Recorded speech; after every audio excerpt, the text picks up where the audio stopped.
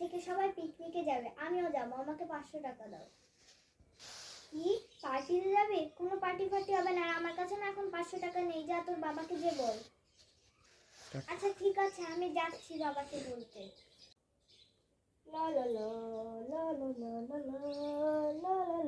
বাবা, আমার সব বান্ধবীরা না মেলাতে ঘুরতে যাচ্ছে, পার্টিতে যাচ্ছে, আমিও যাব, তার জন্য হলো তোমার ফোনটা যেতে এসেছি। আর মা তো 500 টাকা মার কাছে নেই বলছে, তাই তোমার কাছে যেতে বললো।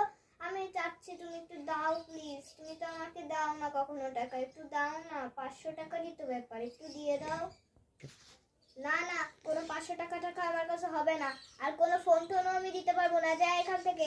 হচ্ছে এইটুকুনি মেয়ে, বয়স কেবল 6-5 বছর, নাক টিপলে দুধ বেরোয়, আর এখনই 500 টাকা চাওয়া শিখে গিয়েছে, যা এখান থেকে, কোনো 500 টাকা হবে না। কি বললো তোর বাবা? হ্যাঁ বল।